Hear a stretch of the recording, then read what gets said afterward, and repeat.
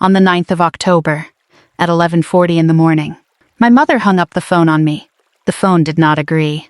I was standing at my kitchen counter, 90 minutes from her kitchen counter, with her voice still coming out of the speaker. And for the first few seconds I did what any daughter does. I said, "Mom, Mom, you didn't hang up," into a room 70 miles away that could not hear me and was not trying to. Then I heard a chair scrape. Then I heard a spoon against a cup, and a second spoon against a second cup, and a voice I have known since Sunday school say, "So how is she?" And my mother's voice come back with a tone in it I did not recognize. And I stopped saying, "Mom. By the time you meet me, 14 minutes have passed. I am still standing at the counter. I have not put the phone down and I have not made a sound. And I am not going to tell you yet what I have heard in those 14 minutes. Because for 31 years I did not hear it either. And I want you to meet it the way I did, one spoon at a time. What I will tell you is what was sitting on the counter between my two elbows while I listened. A box. Small, square.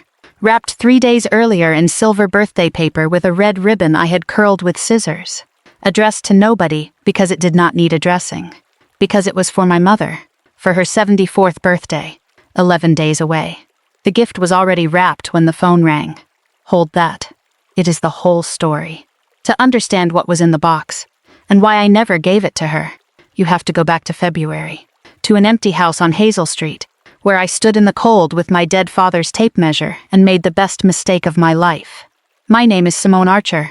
I am 47 years old, and I spent 24 years in the United States Army. Signal Corps, which is the branch nobody makes movies about. So let me give it to you the way I gave it to a nephew once. I kept the lines alive. Radios, satellites, fiber, field telephones. Every way a voice moves from one soldier to another, that was mine to build and mine to fix. In 2 wars, in sand and on mountains. On days when the only thing standing between a unit and the worst night of its life was whether the line held. The Army's telephone company, at rifle range. I retired a lieutenant colonel 3 years ago and took a job running network infrastructure for a hospital system 90 minutes from my hometown. Which means that at 47 years old, I am still the same thing I was at 23. I am the woman who keeps the connection up. I want you to sit with that for 1 second. Because life has a sense of humor with a long fuse. I spent my whole career making sure lines never went dead at the wrong moment. And the wound of my life came to me down a line that stayed open at exactly the right one. Before I tell you what that line exposed, ask yourself this. Do you really know what the people you love say about you when they think you've finally hung up? Hold that thought. I come by the trade honestly. My father, Walt Archer, climbed poles for the phone company for 38 years. Storm season. Ice season. 3 in the morning. He went up and got the county talking again. And he had forearms like dock rope and a belief, which he never once said out loud in those words, that keeping people connected was holy work. When I enlisted and told him my branch, my father, who did not hug, put his hand on the top of my head like a benediction and said, "Same trade, Simmy. Higher poles." He wrote me letters on lined paper every deployment. I sent him postcards, dozens of them, from every dusty crossroads the Army parked me at, because a postcard was what a signal soldier could manage. Short lines, clear transmission. He died in 2015, on a Tuesday, of a heart that had climbed too many poles. And I flew home in uniform and stood at his grave and understood that the one person on earth who knew what I actually did for a living had just hung up for good, which leaves my mother. And I am going to build her for you the way she deserves, which is carefully. Because if I hand you a cartoon, you will learn nothing. And I did not lose a year of my life to a cartoon. Dottie Archer is 74 years old. She raised me on a lineman's wages, made my Halloween costumes on a machine older than she was. And when my father died, she did the thing widows in my town are quietly expected to do, which is refuse to become a sad story. She rebuilt her life around a kitchen table. Wednesday mornings. 10 o'clock. 4 women from First Lutheran, coffee in the good cups. And that table became her parliament. Ruth, Carol Ann, Bev and Fran's cousin Lois. They have buried husbands together, married off grandchildren together, and run the church rummage sale like a joint chiefs of staff. I want to be fair. That table saved my mother's life in 2015. I have thanked God for it. The trouble with the parliament is that it needs business. And somewhere in the years after my father died, without a vote ever being taken. The standing item on the Wednesday agenda became me. Here is how the story about me worked. And I need you to see the machine, because no single part of it looks like cruelty. In the story, my mother is a patient woman managing a difficult daughter. The daughter never married, which is said with a pause where a diagnosis would go. The daughter has no children. Another pause. The daughter was in the army. The army was all she could get, and now the daughter hovers. That was the load-bearing word. Hovers. When I drove down on weekends and fixed the gutter and changed her furnace filter and left a list of what the house needed next. The table heard that Simone came down again with her lists. Honestly, she treats me like a project. When I called twice a week, the table heard. She checks on me like I'm one of her radios. And the money. In 2016, I started sending $650 a month. Because a lineman's pension is a thin blanket. And I have sent it every month since. 120 envelopes and counting. And the table has heard. For 10 years. In a voice I did not recognize until October. I help Simone out when I can. She needs to feel useful. Poor thing. 4 women nodding over the good cups. A story with my name in it. Running for a decade. On a channel I was never on. Now my share. Laid down early where I can keep an eye on it. I knew a version of this. Not the words. But the weather. I would come home from a visit feeling like I had been managed. Corrected. Curated, and I never once pulled a chair up to that Wednesday table and said, "Ladies, let me tell you what I actually do and what I actually send." I told myself it was dignity. A signal officer knows better. In my trade, when bad information is moving on a net, you get on the net and you correct it. That is the whole discipline. And I did not do it. For 10 years. In the one network that carried my name. I let the table have its story. Corrections cost more than wire. I am the daughter of a lineman, and I let a bad line run for a decade because climbing that particular pole frightened me more than 2 wars did. Remember that confession. This story does not work if you think I was only a victim in it. The house on Hazel Street started with a fall that did not happen. January of this year. I was down for a weekend, and I watched my mother come down her back steps with a laundry basket, and the second step had frost on it, and her foot went, and she caught the rail, and it was nothing. She laughed it off. She said the word everyone says, which is whoops. And I stood in that cold backyard not laughing. Because I have watched a lifetime of after-action reviews, and I know that whoops is what the near miss says right before the report you do not want to write. That night I lay in my old bedroom and did the math I do professionally, single point of failure analysis, on my mother's house.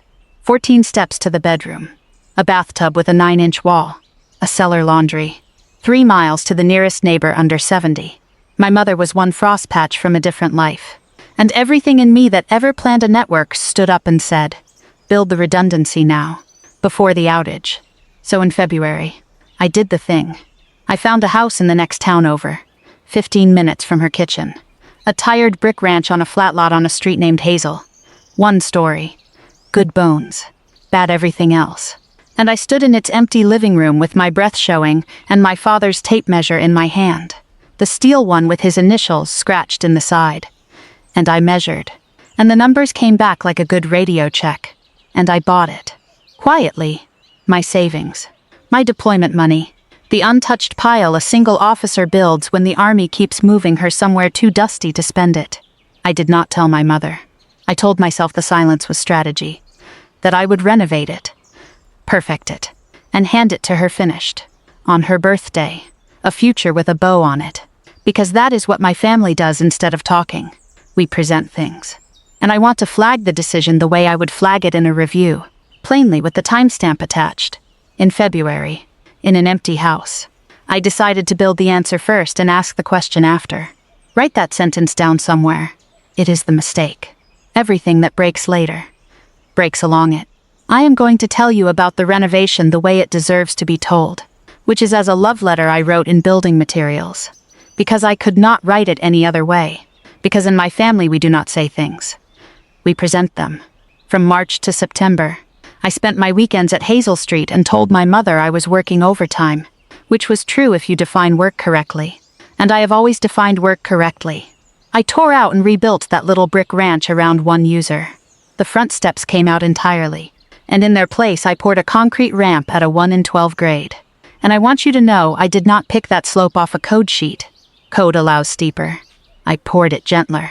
Because I had watched my mother's knees negotiate her back steps for 2 winters. And a ramp is just a promise you make in concrete about somebody's worst day. The bathroom I gutted to the studs. Roll-in shower. No lip, no ledge. A teak bench. Grab bars rated for twice her weight set into blocking I installed myself. Because a grab bar in drywall is a lie with a chrome finish. Every doorway went to 36 inches.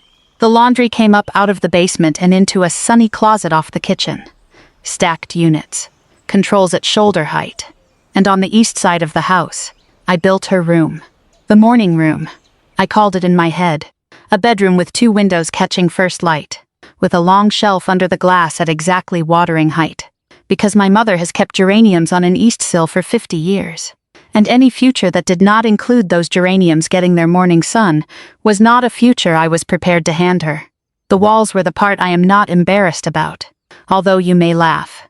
My mother's kitchen, the one I grew up in, was painted a blue that does not exist in stores anymore. A soft-washed blue somewhere between cornflower and a July sky. And one Sunday in April while she napped in her chair. I went into her kitchen with a putty knife and slid the refrigerator out and scraped a chip of the original paint from the wall behind it, where 40 years of repainting had never reached. I carried that chip in my wallet to the paint counter like it was a war medal. The man matched it in 9 minutes. The formula sticker on the can said "Custom, Morning Glory," and I painted her new bedroom in it. 2 coats, cutting the edges by hand. And when the afternoon light came across it, the room turned into 1986. And I sat down on an overturned bucket in the middle of the empty floor and had a moment I will not fully describe. The paint chip stayed in my wallet. It is in my wallet now. Some evidence you keep even after the case changes. All spring and summer, a clock ran under everything, and the clock was pointed at October 20th, her 74th birthday. I am a planner by trade, so the plan had phases.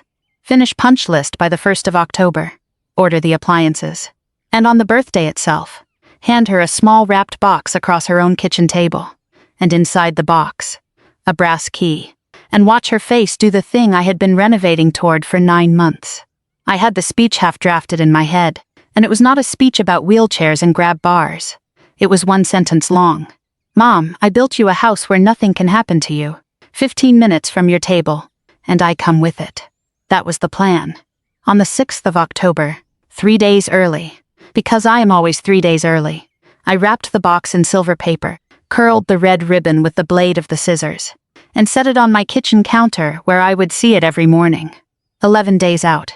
The countdown was at 11 when the phone rang. The 9th of October. A Tuesday, 11:36 in the morning. I know the minute because I know every minute of this day. The way you know the minutes of a convoy that went wrong. She called me. About Thanksgiving. About whether I was bringing the sweet potatoes or the rolls. 4 minutes of calendar and weather. Ordinary as oatmeal. And we said our goodbyes. And I heard the rustle of her hanging up the cordless. The one with the slide button she has half pressed 100 times. And I was actually smiling when I lowered the phone from my ear, because 11 days out, and she had no idea, and the line did not go dead. I heard her kitchen. I heard the phone get set down on the counter. Hard the way she sets things. I heard her say, to someone, "They're early." And I heard her storm door. And I heard the voices of the Wednesday Parliament arriving on a Tuesday. Coffee rescheduled around Bev's cataract appointment. And I stood in my kitchen 90 minutes away with my thumb over the red button and did not press it. I want to be honest about that choice. Because it was a choice. Made in about 2 seconds. And it was not a noble one and it was not strategic. It was the oldest hunger I own. My mother was about to talk about me. And I wanted, one time in my life, to hear it raw. I will give you the 31 minutes the way I have replayed them, which is by sound, because I never saw a single face. Chairs. The good cups coming down from the shelf. That particular china knock. The spoon percussion. Small talk. Lois's grandson. Carol Ann's hip. The rummage sale. And then Ruth's voice. Kind as ever. Asking the standing question. So how's Simone doing? And my mother's voice changing key. I do not know how to describe the change except that I have heard it on radios my whole career. The shift when someone stops transmitting information and starts transmitting performance. "Oh, you know Simone," my mother said. "Down again last weekend with her lists. She walked through my house, checking the smoke alarms like I'm one of her installations." Warm laughter. 4 voices. She means well, but honestly, it's the hovering. She never built a life, so mine has to be the project. No husband, no children. The army was all she could get. And now the army's done with her. And here I am, the spoon again, unhurried. And Bev's voice. Gentle, isn't it good she helps out though? And my mother. And this is the first blade, in a tone as easy as passing the cream. "Oh, the money." I tell her I need the help so she feels useful. It's a kindness, really. It's the only thing that makes her feel like somebody. I did not move. I have taken incoming fire in 2 countries, and I know what my body does under it. And it did that. In a kitchen. In a bathrobe of a Tuesday morning. Holding a phone. Stillness first. Inventory second. And the room 70 miles away laughed. And here is what that laughter was. Exactly, because I have had a year to classify it. It was not cruel laughter. It was worn-in laughter. It was the laugh of a room that had done this before. Many times. With my name in it. A laugh with grooves in it like a driveway. And the intimacy of it. The comfort. Was worse than any single word. Because you cannot mistake a laugh like that for a bad day. A bad day sounds new. This sounded like furniture. And then Carol Ann, bless her forever, actually defended me. "Well," she said, "you're lucky to have her close by. My Denise is in Phoenix. And when the time comes, you know, at least Simone would take you in." And my mother said the second thing. The one the whole rest of my life pivoted on. "God forbid," she said, and the room laughed before she even finished. They knew her rhythms. "God forbid it ever comes to that. I would rather go into a home with strangers than have that woman hovering over me at my own sink. Strangers you can complain about." And the cups clinked.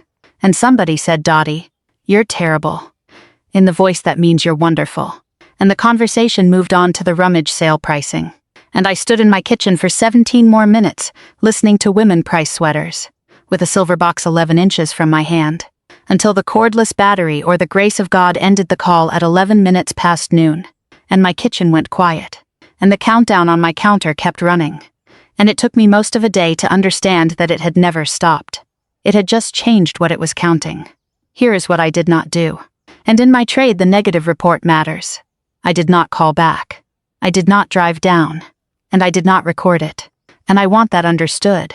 Because a signal officer knows better than anyone alive how to capture a call. It would have taken me 4 seconds. And I set the phone down instead. Face up and let it run. Some evidence you do not need twice. A recording is for convincing other people. And I was done, as of 11:40 that morning, needing other people convinced of anything about my life. The only person who ever needed to hear that call was on it. Twice, actually. Both of us. The decision about the house took 3 days. And I will show you the reasoning. Because if you think this was revenge, I have failed you as a narrator. Tuesday night I sat with it. Wednesday I drove to Hazel Street after work. Let myself in. Walked the empty rooms in the dark with the street light coming through new windows onto morning glory walls. And I asked myself the question a planner asks when the situation changes, which is not what do I want. It is what is true now. And what was true was this. For 9 months I had been building an answer. On Tuesday, without knowing she was asked, my mother had answered the question underneath it. In her own kitchen. In her own words, in front of her own parliament. I would rather go into a home with strangers. That is a preference.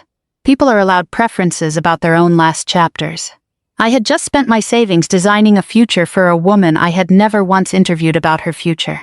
And she had, by accident, down an open line, finally been interviewed. The answer came back. No, you do not punish a no. But you also do not keep building on top of it. I did not sell that house to hurt my mother. I sold it because it had become a monument to a conversation we never had. And I could not afford the upkeep on monuments anymore. I listed it Thursday. It sold in 9 days. Over asking. To the first family through the door. Because a 1-story house with a gentle ramp and a roll-in shower and grab bars into real blocking is the rarest thing in any county in America. And half the buyers in that market are children shopping for their mothers. The showing agent told me people teared up in the bathroom. I believe her. It was a house built to say something.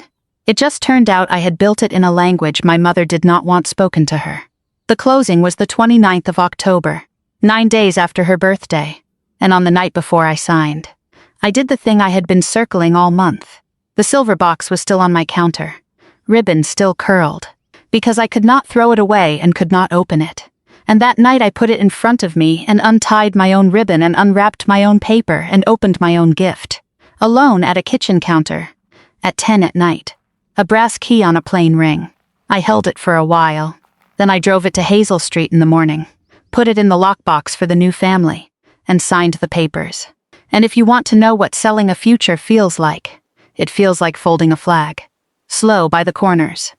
Done properly. For something that is over. Her birthday had come and gone in the middle of all that. And I had gone. I need you to know that. October 20th. I drove down with a card and a scarf she had pointed out in a catalog. And I sat at her table and ate lemon cake with the Parliament. And I smiled.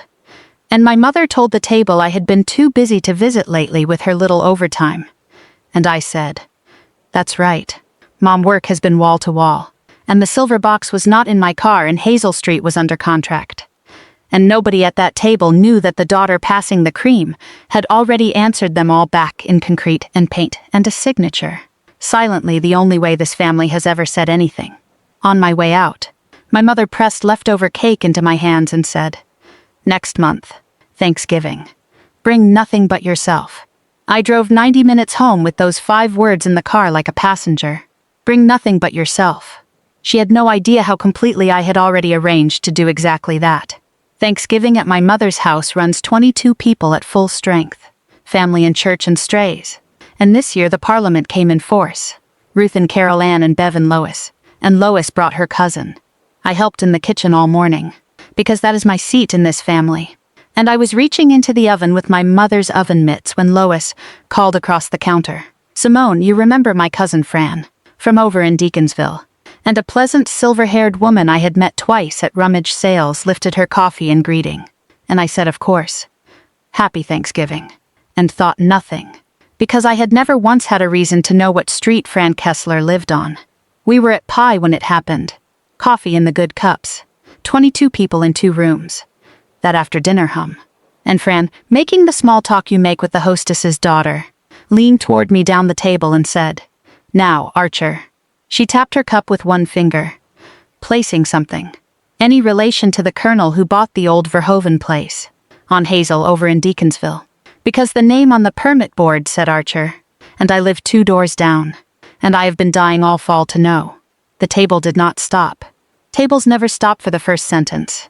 My mother was at the head, pouring for Bev, and I watched her hand continue the pour on muscle memory, level and smooth, while her face came around toward Fran the way a receiver comes around toward a signal.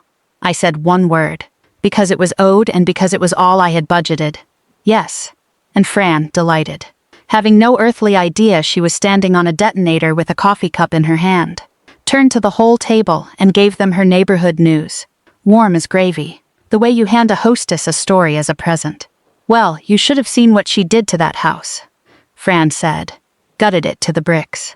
And all of it," the crew told my husband, "all of it for her mother. A ramp out front. Poured gentle, not one of those plywood things. Concrete, with edging. A shower you walk straight into. Benches, bars.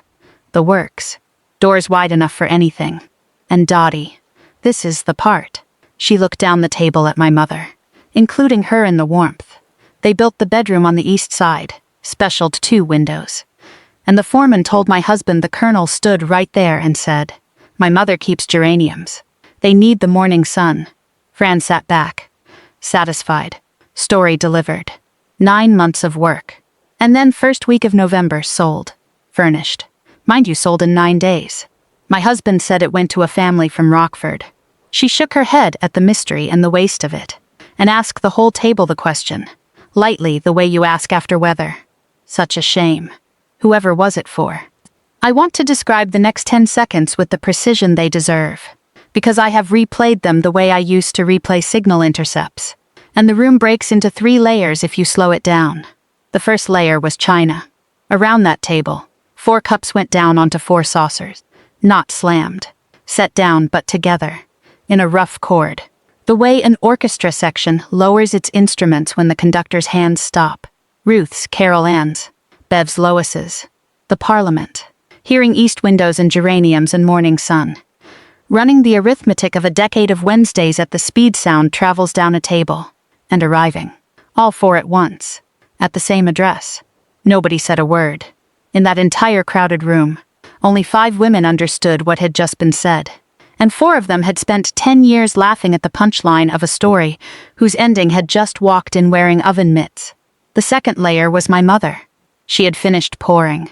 She set the pot down on its trivet, exactly the way she sets things when she is being watched. And then Dottie Archer, who has held that table for 10 years the way my father held a pole in an ice storm, who has never in my hearing been without the next sentence, looked down at her own 2 hands, on the tablecloth, on either side of her plate, and said nothing. Not a redirection. Not a laugh. Not Dottie. You're terrible. She looked at her hands the way you look at instruments that have done something you cannot take back. And the silence coming off the head of that table was a silence I knew, because I had heard its exact shape once before, at 11:40 on a Tuesday morning in October, standing in my kitchen. It was the silence of a line left open by accident, except this time she was the one standing in it, listening to what got said when the room thought the call was over. And the third layer was mine, and it was 4 seconds long. And it was the only speech I gave all year.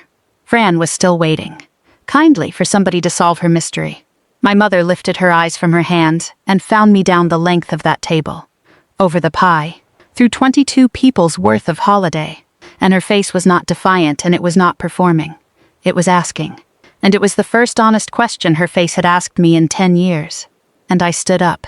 And I collected my coat off the hook by the door the way I have collected gear my whole life. Without hurry. Everything squared. And I came back to the table and kissed the crown of her head, which smelled like every Thanksgiving of my life. And I said it quietly. Just for her. In a room full of people. I brought what you asked for, Mom. Nothing but myself. And I thanked the table for a beautiful dinner. And I wished Fran a good drive back to Deaconsville. And I walked out the front door of my mother's house into the gray afternoon. And nobody laughed. And nobody followed. And the storm door closed behind me with the sound storm doors make, which is the sound of a call ending properly, for once on purpose. At my car I did the thing I should not have done and will not apologize for. I looked back. Through the front window. In the lamplight. The table sat framed like a photograph. 22 heads. The pie, the good cups. And at the head of it sat my mother. Upright, hands still flat on the cloth. In the middle of her parliament. And here is what I saw. And it is the entire consequence of this story. The whole harvest. Delivered in one image through glass. Ruth was looking at her plate. Carol Ann was looking at Lois. Bev was studying her coffee with the attention of a jeweler. 4 women who for 10 years had leaned toward my mother the way plants lean toward a window. And not one of them, not one was leaning anymore. Nobody had raised a voice. Nobody had left the table. The table had simply, silently stopped orbiting her. I started the car and drove 90 minutes home in the early dark. And I did not cry until the last exit. And when I did, it was not for the house. It was for how quiet the truth had been. 31 minutes coming in. 4 seconds going out. My whole family. Rewired in less airtime than a weather report. She called that night at 9. And of course she called. Because this is a family that can only say true things down a wire. And I answered on the second ring. Because whatever else I am my father's daughter. And we answer. I will give you the call honestly.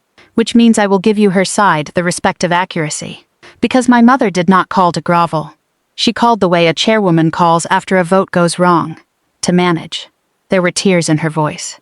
Real ones. And around the tears was scaffolding. Fran had no business. She began. Airing my private affairs at a family dinner. I let that sit 1 second. The way you let a bad reading settle to be sure of it. My private affairs. The house I built. Hers now, in the telling. And I said nothing. And silence on a line is a question. And she answered it. And whatever you think you heard, Simone, on whatever day this was, I was just talking. You know how the table gets. Everyone says things over coffee. That is not who I am. That was the apology. The first one. The wrong one. It asked for something, the way wrong apologies do. It asked me to agree that the truest 31 minutes I ever heard were the false ones, and the performance I got on birthdays was real. Then her voice dropped its scaffolding for one line. Just one, and the real question underneath came through, small as a girl's. You were going to give me a house. And I stood at my dark kitchen window, in the exact spot, and I gave her the sentence I had owed us both since October. No, Mom. I was going to give you my zip code. The house was just the box it came in. You told the table what that was worth. She started to say that she never. And I did the thing I had promised myself I would do only once, and never again after. Because dates and times are my trade and hers now too. October 9th, I said.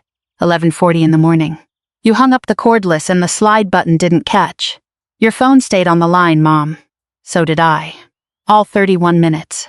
The strangers you'd rather have at your sink. The kindness, really. I heard the good cups. Silence then. A long one. And I could hear her kitchen behind it, the clock above her stove. And when her voice came back, it had nothing on it at all. And what it said was, "Oh, Simone." And those two words held more truth than the whole rest of the call. And then I said goodnight gently. And I meant the gently. And I hung up. All the way. The way our family never learned to. Now the part where I stopped being the wronged daughter. Because I have owed you this since an empty house in February and I pay my debts. My mother performed a version of me for 10 years without asking who I was. And I built a future for her for 9 months without asking what she wanted. Hold those two sentences next to each other. Because I have. All winter. And they rhyme. She curated me for an audience.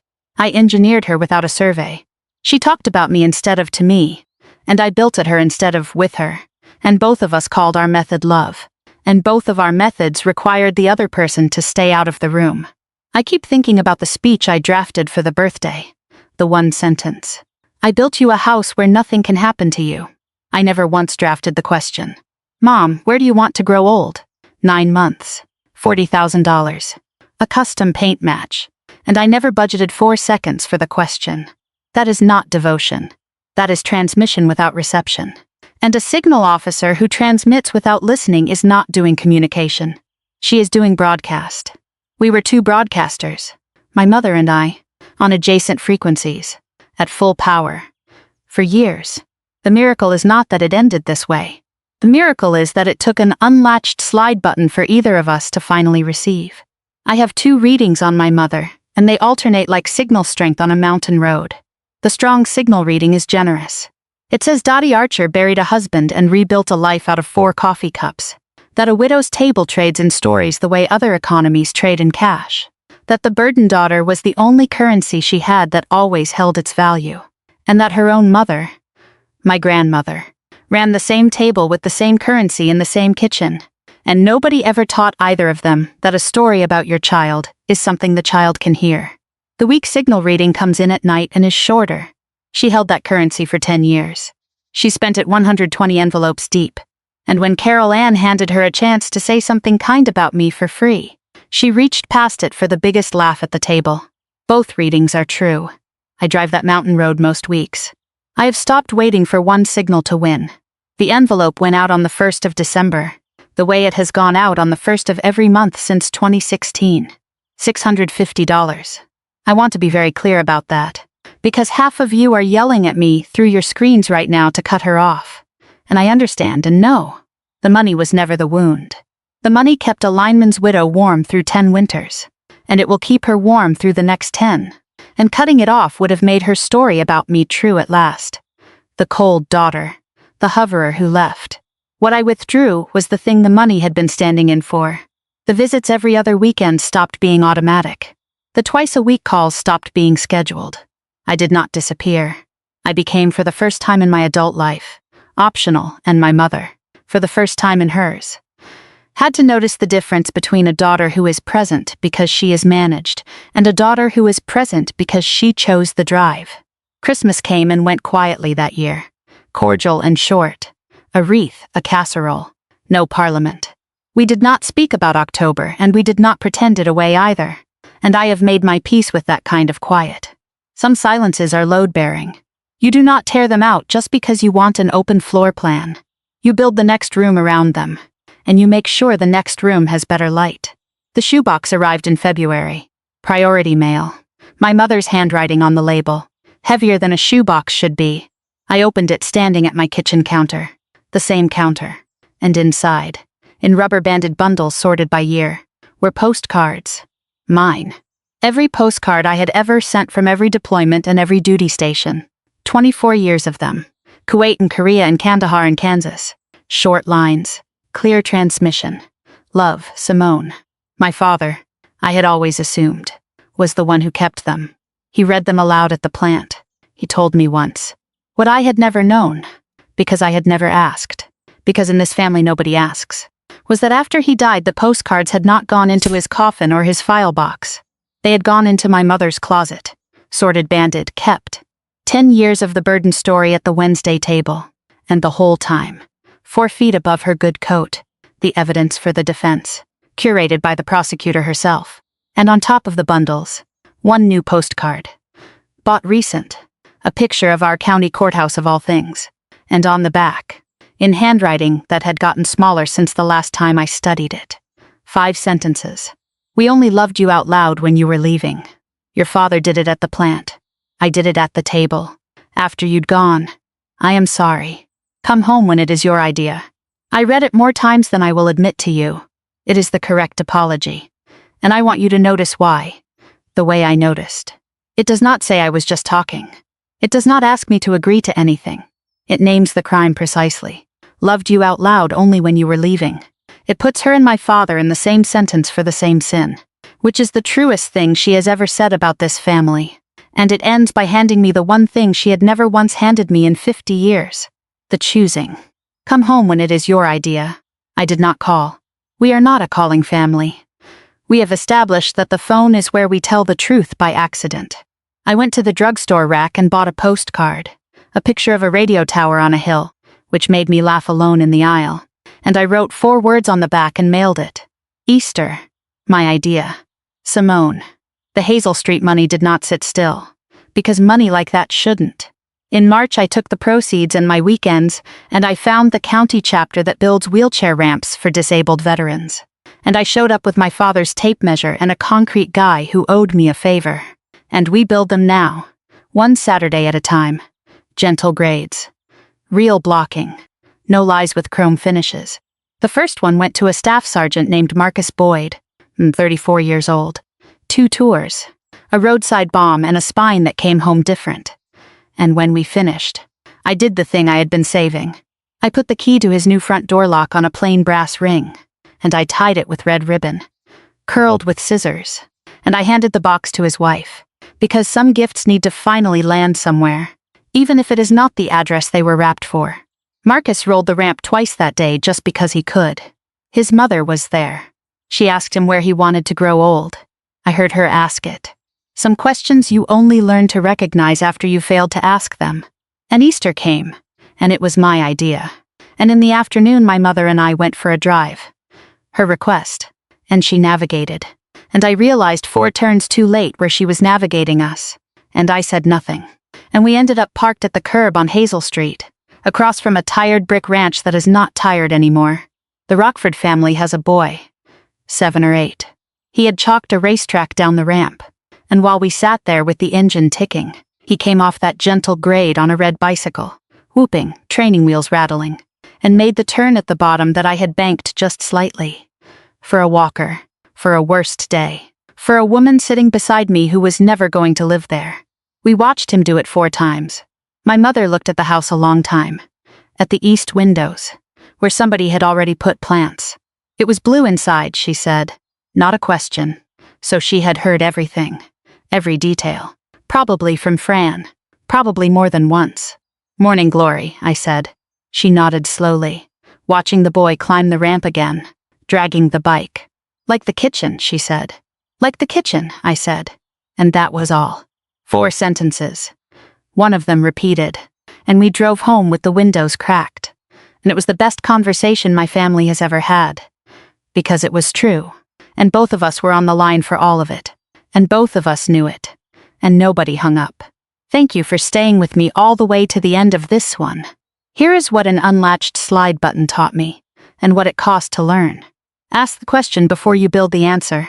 Ask it out loud, to their face, even if your family has never once done anything out loud. Especially then. And if someone leaves the line open, listen all the way to the end. Not because eavesdropping is right, but because the truth does not schedule itself. And when it finally transmits, the worst thing you can do is hang up early and keep the version you liked better. So let me ask you what that Tuesday asked me.